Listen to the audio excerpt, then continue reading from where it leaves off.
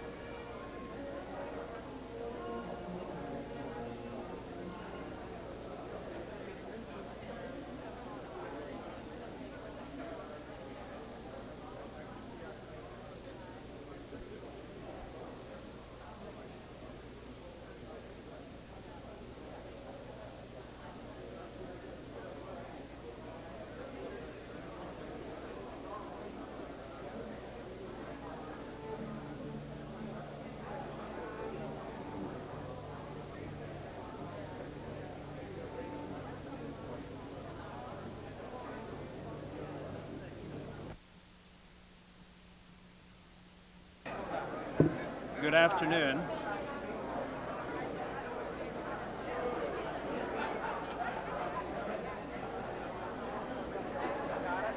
We're all set. Good afternoon.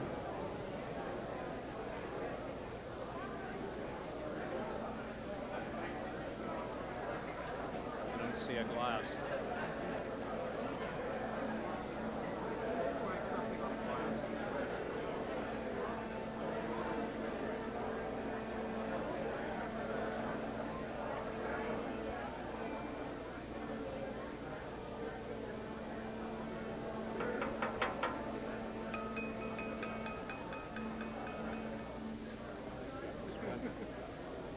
Good afternoon.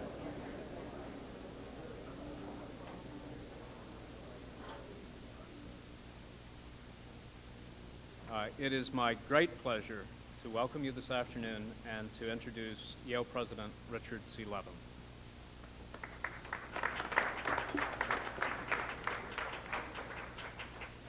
Good afternoon. I'm very happy to welcome you all here today to join with so many distinguished colleagues from Yale and the larger educational community to help celebrate this auspicious occasion. Today, the Yale-New Haven Teachers Institute celebrates the completion of a long effort to raise an endowment of $4 million, an effort that was made by many people in this room, made successful by the generosity of some 324 corporations, foundations, and individuals who participated in meeting the match that was set out by the National Endowment of the Humanities and the DeWitt Wallace-Reader's Digest Fund several years ago in order to endow this institution which has served New Haven so well. And essentially the occasion today is that we have completed that endowment drive for $4 million. Since the time that I became president of Yale, Linda Lorimer and I have placed partnership with the New Haven community at the very top of our administration's agenda. And with the leadership and help and support of Mayor DeStefano, with the close collaboration with Superintendent of Schools Reginald Mayo, with hundreds of groups and individuals throughout the city, we've been trying to find ways to make our community a more vital one. And we do this because we realize that Yale's fate is deeply interconnected with that of the city of which we're a part. And we also do it because we believe in partnership. We believe that it is the way to build growing, thriving communities that can't be built without the intense commitment and effort of all who are a part of them. I have to say, though, that long before any of the current cast of characters, and that includes the mayor and the superintendent, with all due respect, and the secretary and myself, before any of us were engaged in this activity, there was Jim Vivian laboring in the vineyards, and the Yale-New Haven Teachers Institute were boldly leading the way to help make an organized difference in an area that should be the first concern to Yale as an educational institution, and that is, of course, the success of our city's schools. Yale is exceedingly proud of the work that hundreds of our students, graduate students, of the work of hundreds of students and graduate students and faculty in the New Haven schools. We're also extraordinarily proud of the path-breaking work of the Teachers Institute, which was on the cutting edge of recognizing the way in which schools and universities could form partnerships. A joint study published by 3 colleges, including Yale, and 3 private preparatory schools in 1952, entitled General Education in School and College, begins with the following sentence. The obvious should be stated at once. A love of learning depends overwhelmingly upon the personality, skill, knowledge, and communicable enthusiasm of the individual teacher. The Teachers Institute builds on these precepts. Its ethic is New Haven teacher working with Yale teacher to enhance knowledge and understanding, to generate enthusiasm, to enrich the classroom. Whitney Griswold, who was Yale's president when this 1952 report was undertaken and written, and a great supporter of public and private education, supported this report and would have been extremely supportive of this institute. And as he once said, if you think that knowledge is expensive, try ignorance. Before I close, I want to say thank you to a few of the many people who helped make the day possible. And first and foremost is Jim Vivian, who has been tireless in his work at the Teachers Institute. He's helped define its guiding principles, to elicit support from Yale, from New Haven, and from the national educational community. He's worked, cajoled, persuaded, and endured to make this celebratory day arrive. I also want to thank the 89 Yale faculty members who've taught at the Institute in 109 different seminars over the years, and the 382 New Haven teachers who have been Institute Fellows.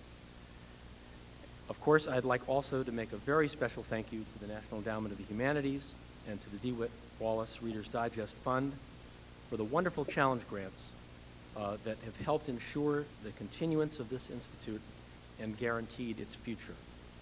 I'm very grateful that Christine DeVita and Sheldon Hackney are here today to celebrate with us, and you'll be hearing from both of them shortly. Finally, I want to thank the numerous foundations, corporations, and individuals who provided support in this campaign, and special thanks to Milton Devane for spearheading the local committee that helped to meet this challenge.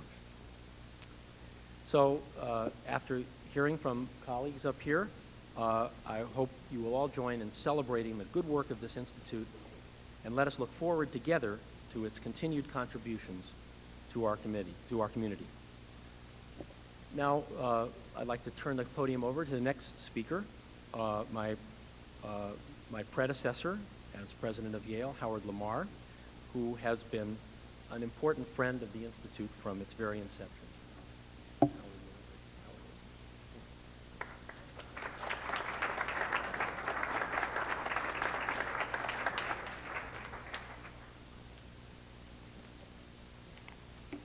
Thank you, Rick.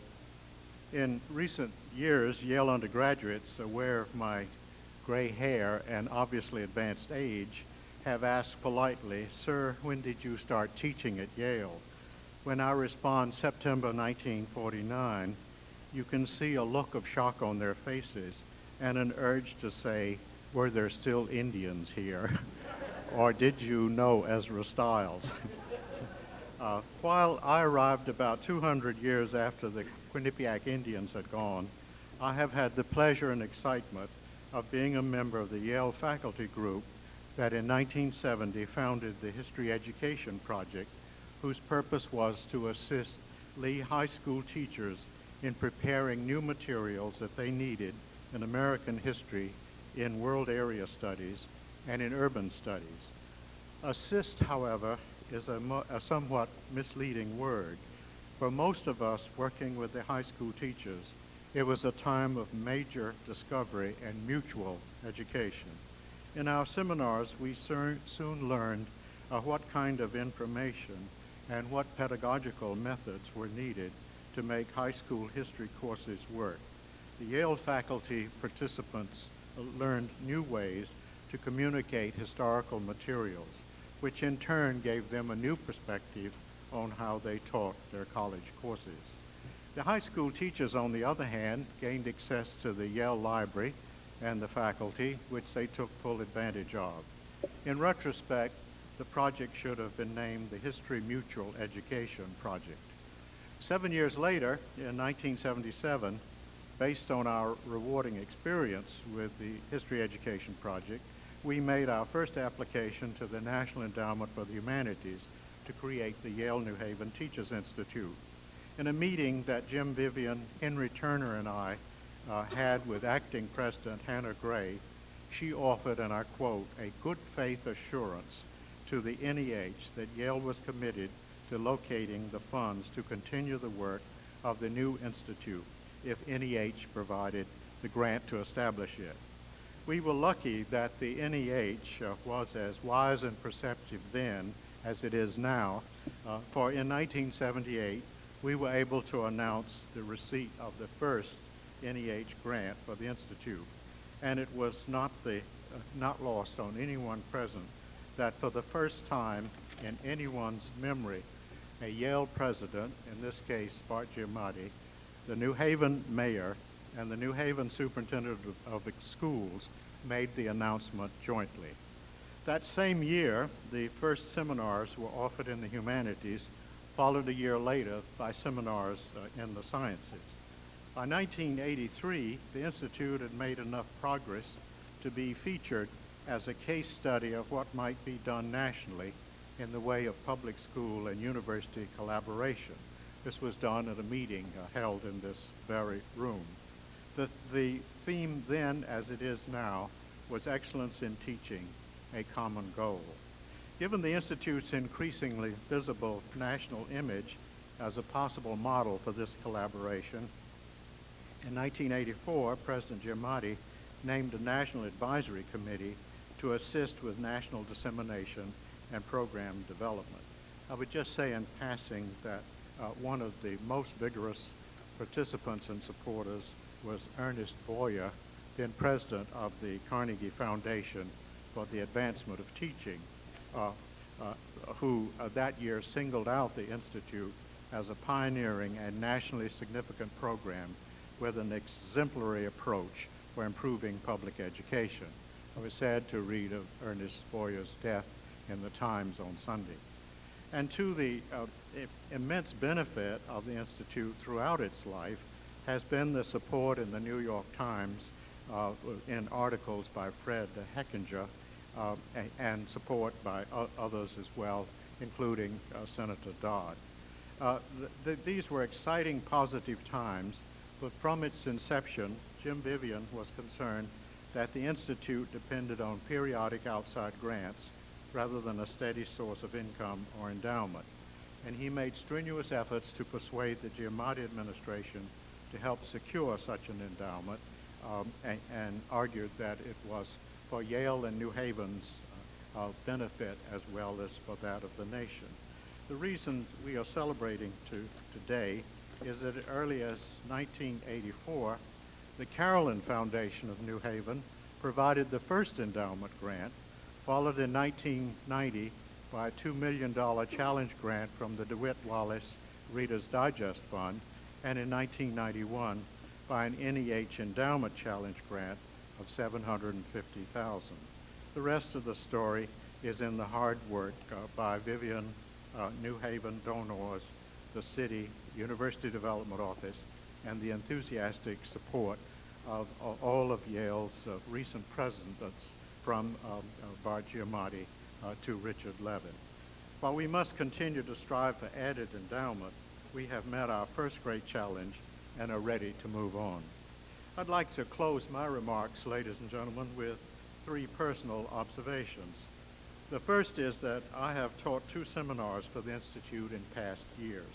The first was an exploration of New Haven and its industrial past, designed to stimulate interest and understanding of one's local community in the students themselves, and to see the relation of New Haven to the nation. Again, it was a voyage of mutual discovery, and the seminar members came to call it New Haven, Remarkable City. The teachers in this seminar explored New Haven's nationally famous carriage factory run by the Brewster family, the rise and fall and rise again of the oyster industry, the source of wealth from the Eli Whitney and Winchester gun factories, the rise of the suburbs, and the fascinating discovery that the when the Irish first came to New Haven, they were arrested frequently by the police. When the Irish came to constitute the police force, other groups were arrested. And when other groups came in, they arrested still others. And so we learned a great deal about police patterns in our little seminar. There is every evidence that there has been a rise in understanding by the pupils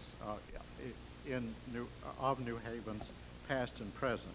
I also found that to be the case in the second seminar on American regional history, an effort to see what contributions New England, the South, and the West had made to our national culture. The most revealing seminar papers trace the coming of African Americans from many parts of the South to New York, to New Haven, and Chicago. The survival of traditional values, the deep religious beliefs, the strong sense of family, and indeed of history, suggested what a rich, positive, complex heritage had been brought to New Haven and to New England by these migrating groups. Together, these seminars tried to relate local community to state and region, and those to national history. I would say that they were two of the most rewarding seminars I've ever taught.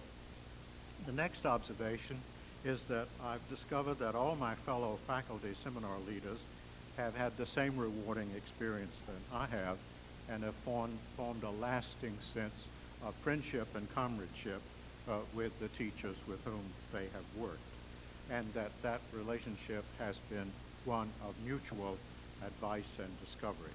And finally, I close, as Levin did, with a tribute to Jim Vivian, whose dedication to the goal of finding a common ground between schools and universities has been unswerving. And to him, as well as to the National Endowment and to the DeWitt Wallace-Reader's Digest Fund, the Carolyn Foundation, we owe a very special thanks for working what I consider an educational miracle. Thank you.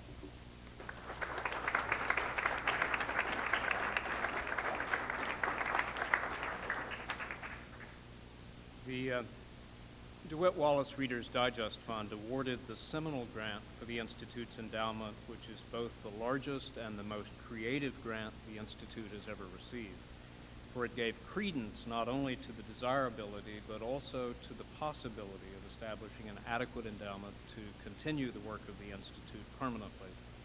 The Wallace Challenge was the key that unlocked the Institute's future. I am delighted that the president of the DeWitt Wallace-Reader's Digest Fund could join us today, Christine DeVita.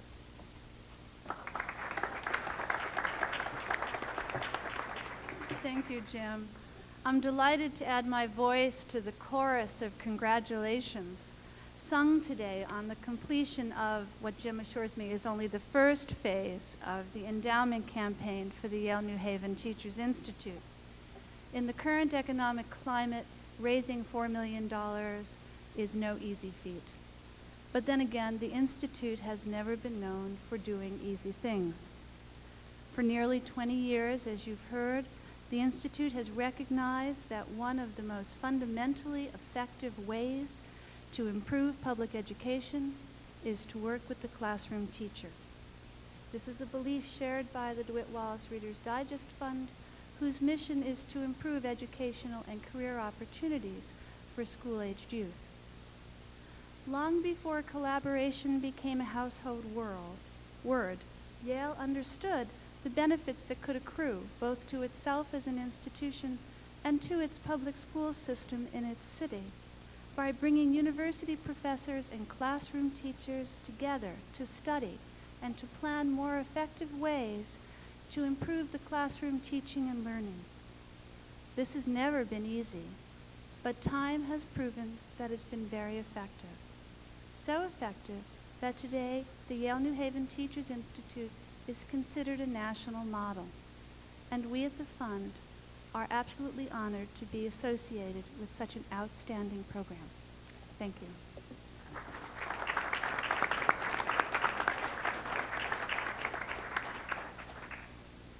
As Howard Lamar recounted a moment ago, the opportunity that we had in 1977 to prepare a proposal to the National Endowment for the Humanities led to the establishment of the Yale-New Haven Teachers Institute. The opportunity a decade later to apply for a challenge grant led to our plan for securing the core $4 million endowment that President Levin announced we have completed today. No one else has provided more continuous or more necessary support to sustain the Institute's work in the humanities as we have built that endowment. Today, the chairman of the National Endowment for the Humanities, Sheldon Hackney, honors us by coming from Washington to help celebrate the promise of those indispensable grants for the Institute's work locally and nationally, provided over almost 2 decades and now for the longer term.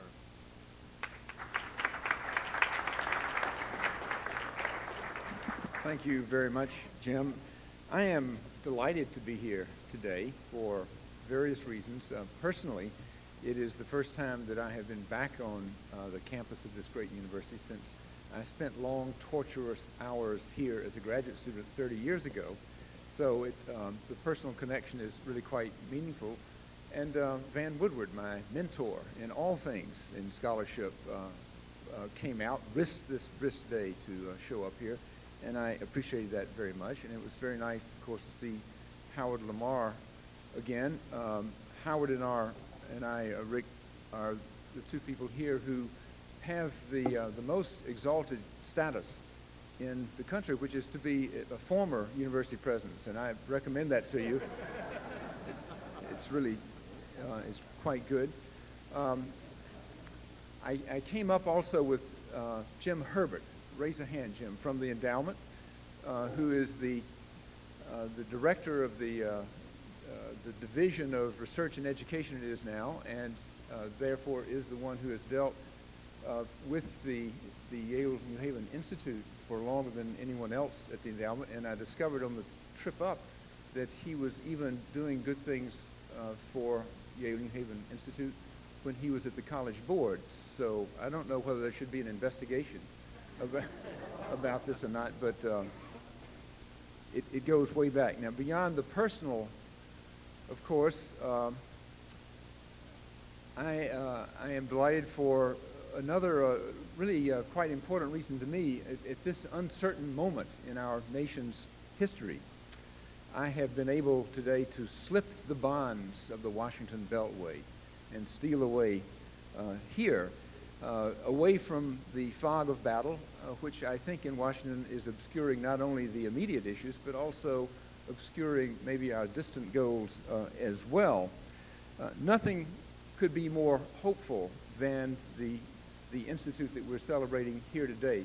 Nothing sees the future through its children in quite the same clear-headed way as the institute.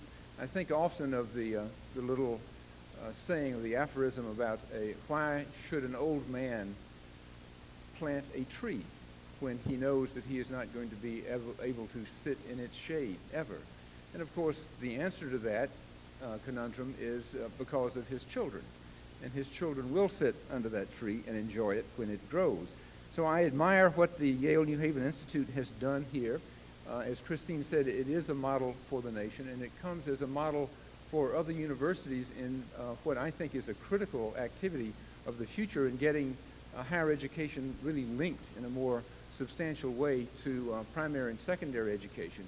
And of course, I imagine it helps a lot to have enlightened leaders of both the school system and the city to work in partnership with. So this is a rare occasion where all those elements have come together. I'm very proud that even though I had absolutely nothing to do with it personally, but I'm very proud that the NEH was here with the Institute from the very beginning, from 1978 on. That's quite a record, and I'm very glad that we were in partnership with the DeWitt Wallace-Reader's Digest Fund in the challenge that you have now fulfilled, that we're celebrating today. That is remarkable. This is an example of a federal, local, and public-private partnership that really does transcend ideology, and it's a partnership of the sort that we need to see much more of if we're going to solve this nation's problems in the current political climate. I would be less than completely candid, which is what I'm sometimes paid to be, that is less than candid, but I really do want to say how distressed I am at the current situation. Anger might be a more accurate word, at the fact that the National Endowment for the Humanities has been wounded in the appropriations process, that is a 40% budgetary cut, so that we will not be able in the future to be as encouraging to the vision that is represented by this institute as we have in the past. I think that is not only a bad thing for the endowment, that's not really very important at all, but it's a very bad thing for the country. Our authorizing legislation at the endowment has a wonderful phrase that we use quite a lot. It says that democracy demands wisdom and vision in its citizens. And the National Endowment for the Humanities really is in the vision and wisdom business. Not that we provide it, but we help other people find it, help them seek it, and preserve it, and pass it on to our children and succeeding generations. It's a very important task for this society. I'm also reminded of the biblical injunction, really, where there is no vision, the people perish. And without vision, I think this society really is in difficulty. And it's only with investments in the future through our children, as represented by this institute, that I take some hope. So I am very much indebted to Yale for taking this brave step. It really is a groundbreaking, trend-setting, I hope, thing to do. Very much admiring of the city of New Haven and the school district here to take you up on that partnership offer, and very pleased that the National Endowment for the Humanities has been able to be a part of it. So congratulations for this.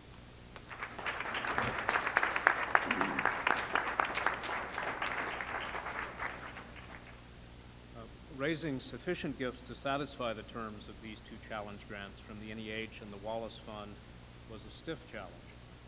Milton P. Devane led the volunteer effort that secured gifts from 324 individuals, many of whom, many of you here today, gave more than once. He could not have been more generous with his time, his advice, his encouragement. Milton?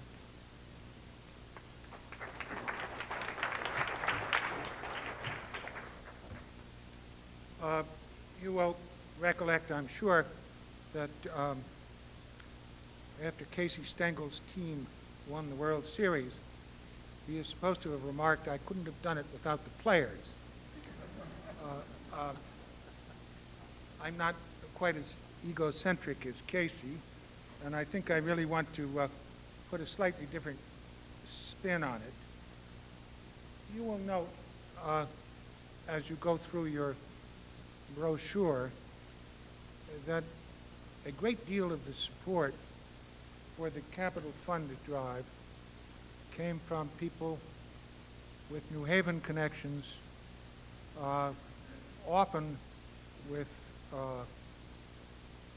Yale connections, but it is in some sense where we started was with a particularly local spin to the enterprise.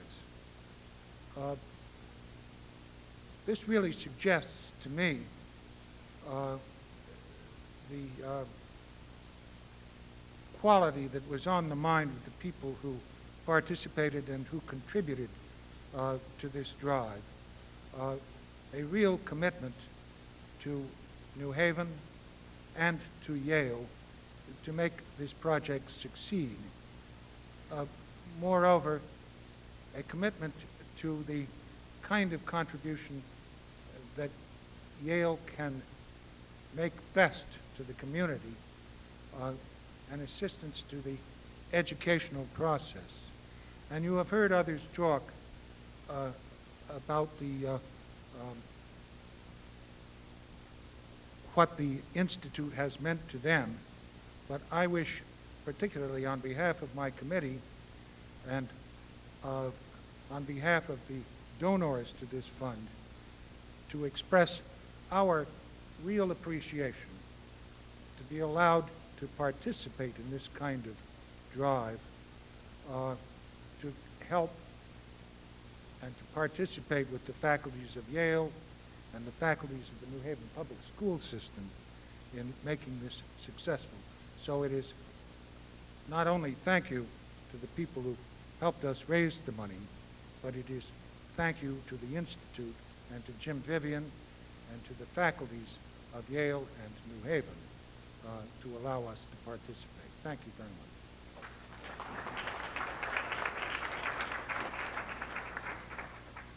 In 1992, Senator Christopher Dodd conducted a field hearing of the Senate Subcommittee on Education, Arts, and Humanities on the subject of school reform, held in this room, in fact, that provided us the opportunity to testify about the possible bearing of our Institute's experience on national policy concerning the role that school-university partnerships might play in the development of teachers and their curricula for public schools. Lee Reynolds represents Senator Dodd today.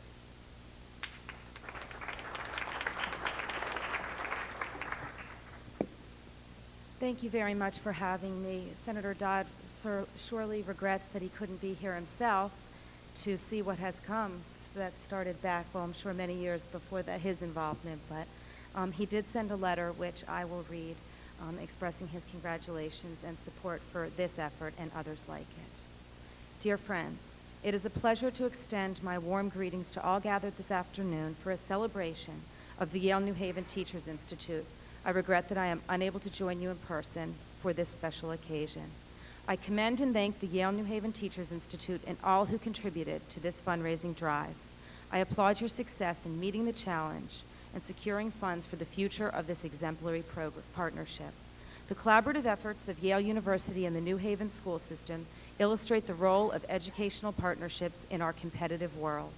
The benefits of such endeavors are truly extraordinary, and your success in meeting your most recent challenge is proof that foundations, corporations, and individuals are sensitive to the importance of these efforts. Unfortunately, it seems that our leadership in Congress is not convinced that we must promote and encourage our investment in our future, our children. As the budget axe runs rampant on programs of critical importance to our future generations, I have worked hard to ensure that we protect education and other critical programs. Funding for educational partnerships and innovative programs like the Yale-New Haven Teachers Institute is vital to the long-term success of our country in an increasingly competitive global environment. I applaud your commitment to the future and assure you that I will continue to fight for our young people as we address the myriad issues facing legislators in Washington today. Thank you very much.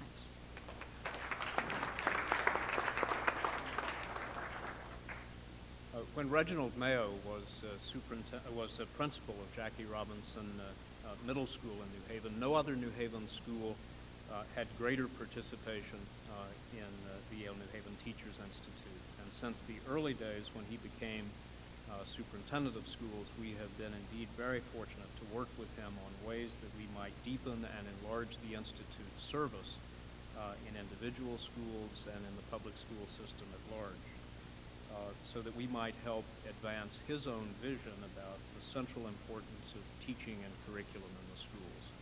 Mr. Superintendent. Thank you very much, Jim. And certainly want to congratulate you on the achievement of meeting the challenge of some $4 million.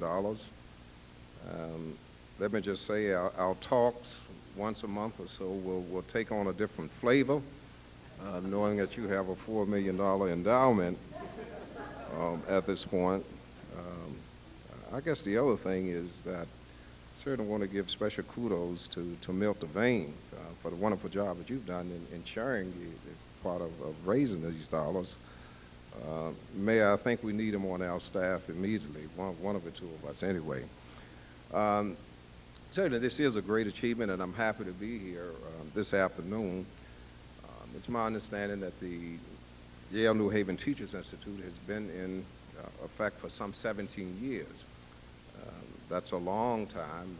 Certainly since I've become superintendent, I've been trying to improve the relationship, to strengthen the relationship with Yale University. And as I looked around, I think probably the two oldest programs that have almost become institutionalized or are institutionalized now one being the School Development Program by Jim Comer and the Yale-New Haven Teachers Institute. So these are more or less institutionalized programs that we've sort of built a relationship with Rich and Mike Moran and Linda, and we're certainly doing more as the days go on. Certainly would like to thank the National Endowment for the Humanities for the work that you've done and the dollars that you have committed, as well as the DeWitt Wallace-Reader's Digest Endowment Fund. We've been doing some work with the DeWitt Wallace-Reader's Digest Endowment Fund, as a library power grant has been funded for the New Haven Public School System a year and a half ago. And we want to thank you on behalf of all of the teachers and students in New Haven. The Yale-New Haven Teachers Institute was established in 1978 as a program designed to strengthen teaching and thereby improve student learning in the humanities and sciences. Approximately 80 of our teachers have participated in the 4.5-month program, working with Yale Fellows to develop a broad variety of curriculum units for use in their classrooms and the New Haven Public Schools. In recent years, collaborative efforts have included New Haven curriculum staff participating in the selection of appropriate units. And one of the things that we've done since I've been superintendent is to take these units actually and to duplicate them and to make sure that all of the teachers in our school district have them. One of the other things that we tried last summer was to take many of the fellows in the Institute and actually do a summer program with our students using many of the units that have been developed over the years. So that was the first last summer, and it worked out very, very well, and I'm hoping that we can institutionalize that for our young people in the school district. The program requires teachers to attend lectures, workshops, and seminars to do the necessary research to prepare a curriculum unit consistent with the Institute guidelines and to submit a written evaluation of the program. The Institute, with New Haven support, certifies the completion of all criteria, and teachers do receive CEUs for their work. The program was originally limited to middle and high school teachers, but both Yale and New Haven teachers recommended an open opportunity to elementary staff. Recent projects have included team projects, and I want to say that again, team projects, and that's something new, with an emphasis on school change, and that's the thing that Jim and I have actually been talking about more. How can the Yale-New Haven Teachers Institute have more of an impact on the school reform that we're going through? So I guess over the years, it's been about 1,400 teachers that have participated in this. Jim, I'd just like to say I'm glad that you're now more established, and we look forward to working with you in the future. Thank you very much.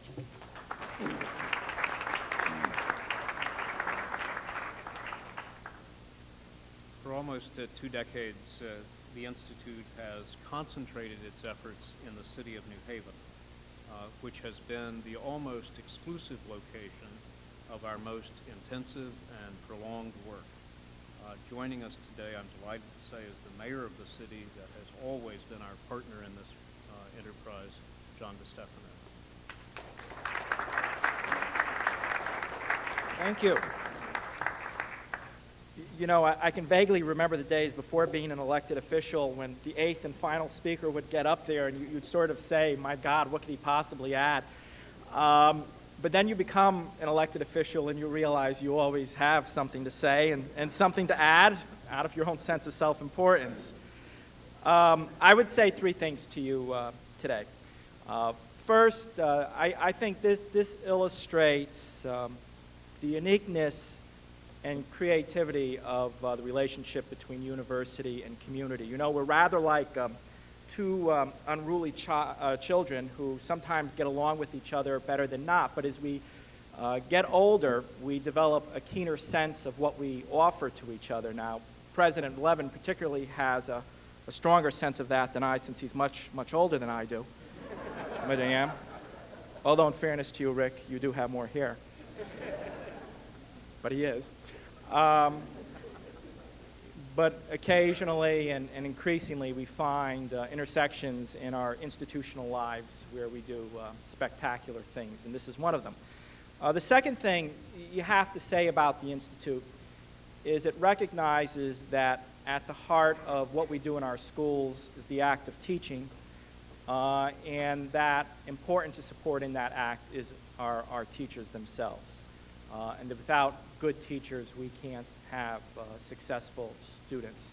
and the Institute recognizes that. The third thing I would say by the commitment of all the parties that have made this possible, I think it is particularly heartening to note for another reason. We find ourselves at a time when our national government is walking away from children. I think it is walking away from children in terms of their housing, of their health, of their education, of their well-being in so many, many ways. And why I think it's particularly relevant to note that at this time is because the discussions that go on now are kind of lazy, because they don't rely on the kind of creativity and energies we see exhibited in an initiative like this. We can do far, far better for our children than those at the national level would now have us do for them. So let's take away from this a fundamental belief in our own ability to affect our children's well-being, one that we seem to know so well by the partners gathered here today, but lacking in Washington today. So thank you and congratulations.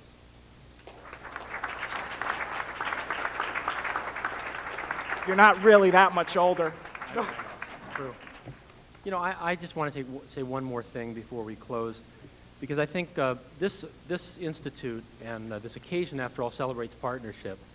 And I think we shouldn't let the occasion of Sheldon Hackney's visit pass without noting the importance of the great partnership between the federal government and the universities of this country, and indeed, in the case of the National Endowment of the Humanities, the partnership of the federal government and all that matters about learning and education and the preservation of our cultural heritage in this country.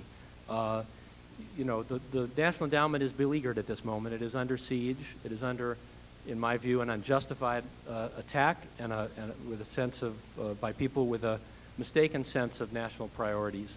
I think we all should play a role, to the extent we can, in preserving this very valuable national institution, and indeed its companion institution, the National Endowment for the Arts, both of whom do enormously good work, not just for this university, not just for this city, not just for this for higher education across the country, but indeed for our whole society and for American civilization as it stands. So, you know, we're glad you're here, and we want to support you.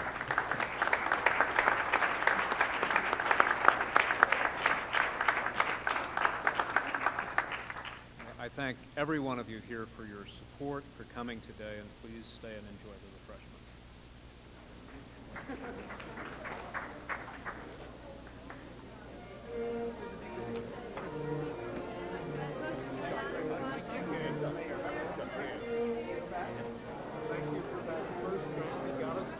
I mean, it is true. I don't know whether you've been schooled in the 30-second soundbite. But, you know, we probably want you as much more than that. So if you can... I'll work for a few sound bites. Yeah. But I must tell you, I have a doctorate in European philosophy, so it's hard. Okay. All right. So we're rolling? Okay. So, let's see.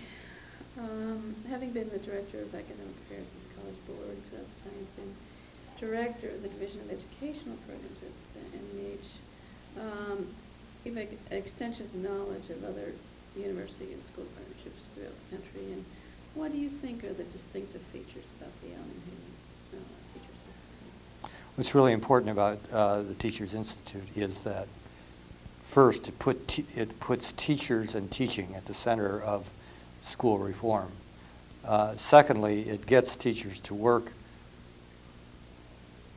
in content areas, work on specific topics in the disciplines they teach, rather than abstract teaching methods. And the final thing, I think, is that out of this experience with teachers comes a style of organizing teaching and of schools, a kind of governance style. Partly it's inherited from the Yale faculty, partly it's developed by the teachers themselves working together, which is really the key to better schools. If more schools were organized the way people learn to work together in the Institute, it would be far more effective. So how would you see the significance of today's announcement in relation to that? Oh, it's very important. It's very important. The Yale-New Haven Teachers Institute is a pure statement of a certain kind of ideal.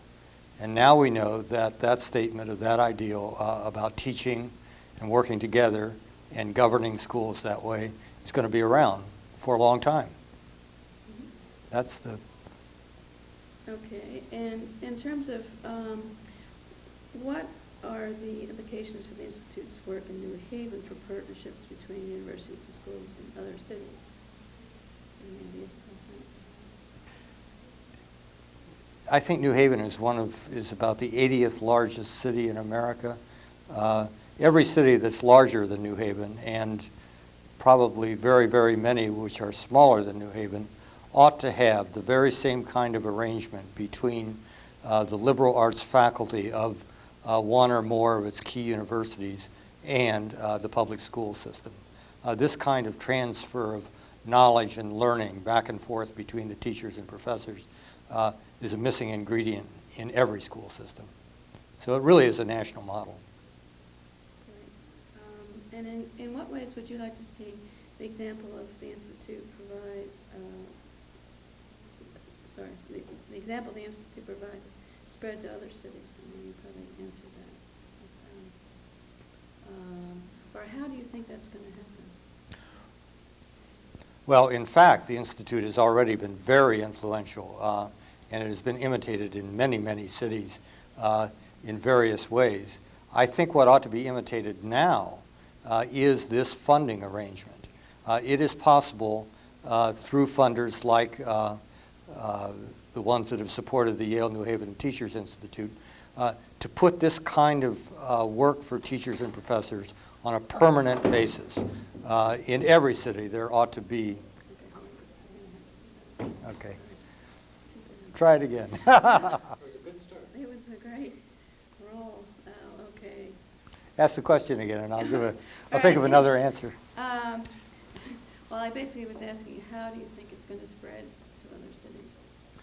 Well, the Institute model has spread to other cities all around the country, dozens of cities. I know because these cities also apply to the NEH for funding for their projects, and many of them are very, very good because of the contact that they've had with Yale-New Haven.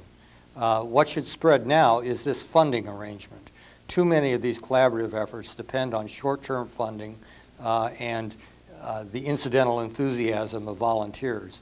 What has happened here is that a very good thing has been rooted permanently in the Yale-New Haven community, and that ought to spread to a dozen other cities immediately. And do you have anything else you want to say on your own about the Institute? You know, it's fun to come back here and see the teachers. I've been coming here for 14 years, I think. My first trip here was a meeting in 1983 that Ernie Boyer organized. And just as Jim Vivian has persisted through that whole time, making this a strong and permanent institution, so I saw in the room out there today a lot of teachers that I've seen for 12 or 15 years. And that really is, that fun I have in seeing them also tells a deep truth about what has happened here in New Haven. Something like genuine intellectual engagement keeps teachers in inner-city schools when they have very few other incentives to stay. Okay, I guess that's it. That was great. Yes, I did it before. That's right.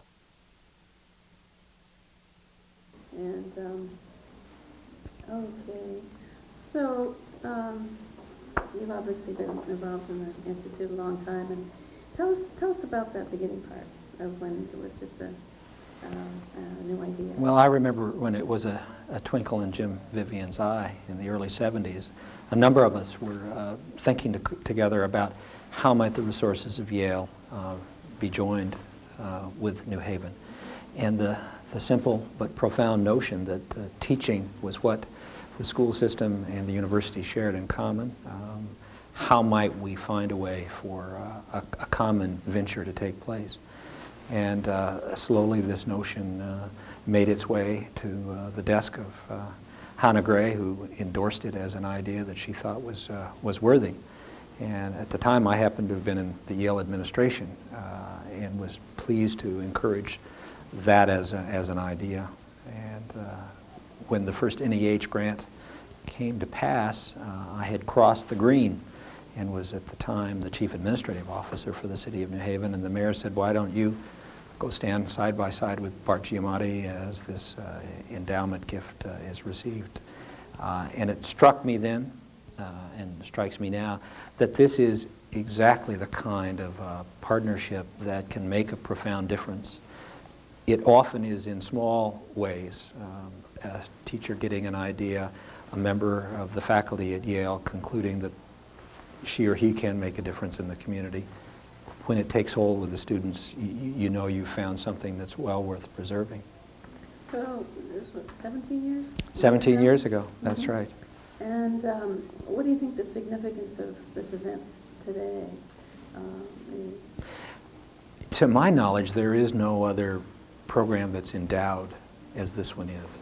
And my hope is that it's a model for other communities to say, if we gather our resources together and make a commitment as compelling as the Yale-New Haven Teacher Institute has, we can make a difference in the long run. This is really a commitment for as far as the eye can see. And 17 years is an important period of time because dozens, hundreds of ideas have come, they've been tested, and they've evaporated. This one really has had staying power.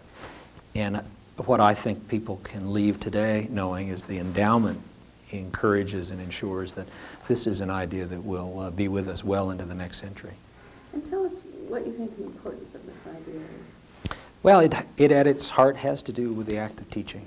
It finally says more lives are going to be transformed in that moment of interaction between a teacher and a student. And the extent to which a teacher in a public school system can be fortified by a new curricular strategy or an idea about how a course might be put together or even about a basic teaching technique, to the extent that that teacher is equipped with that kind of a background and can have an effect on the life of a child, I think is the extent to which you can see the real success of a program like this. Okay. And in terms of, from your perspective as the president of the National Association of Independent Colleges and Universities, do you believe the Institute and its permanence at Yale should send any signal to other colleges and universities? Well, I think this is a model. It's tested, it's true, it's been tried. And my guess is that many institutions, colleges and universities, especially in urban areas, are looking for ways to find a more constructive and hopeful relationship with their school systems. If ever there was a time to say, there's an idea that works, how can we adopt it? Institutions that are part of my membership can look to the Yale-New Haven Teachers Institute, learn from it. They don't have to replicate it exactly, but I think that there are so many parts of this that can be borrowed and made to work in other communities around the country. If that happens, I think it'll be a tremendous long-term legacy of the Institute. In terms of other institutes, other universities in other cities, how do you think they should go about, modeling themselves? It seems to me that it all begins with a conversation, usually informal, between people who desperately do care about the teaching enterprise. And more than less, you probably have to start modestly. The advantage that Yale and the Institute and the city have had is that they got some commitments early on of some substantial size.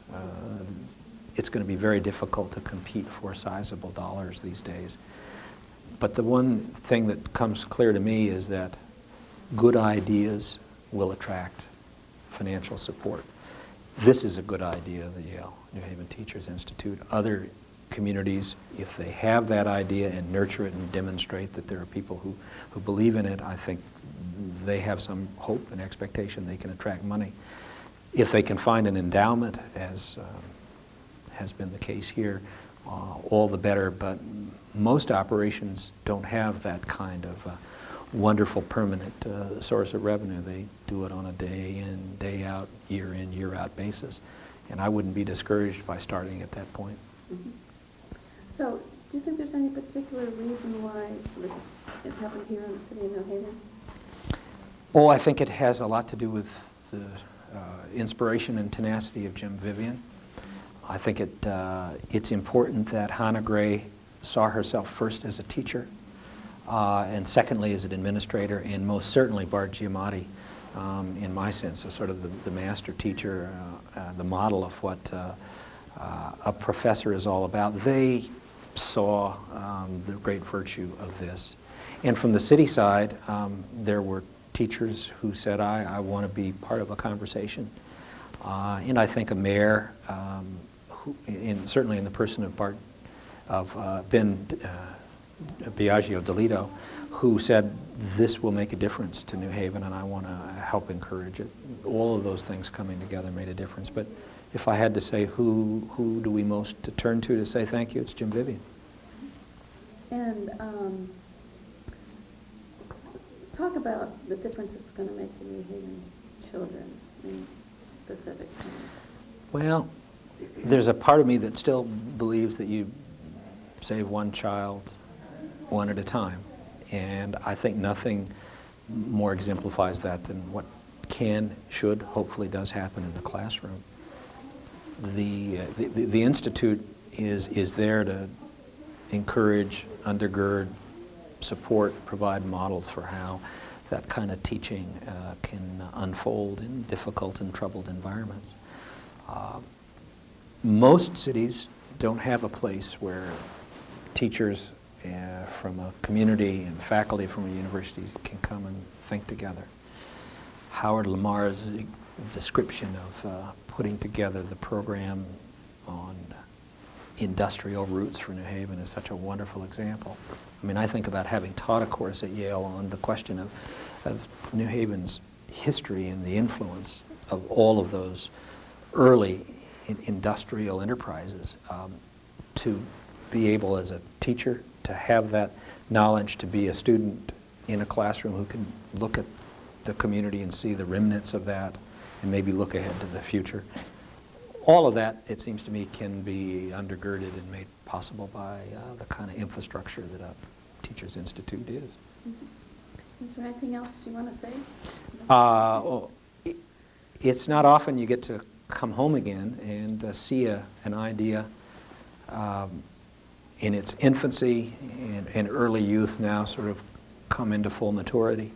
And it's a credit to people on both sides of the green that it's where it is today. And if ever an idea is right for its time and needs to be sustained, it's the Yale-New Haven Teachers Institute. Thank you. Yep. Before they leave. Yeah.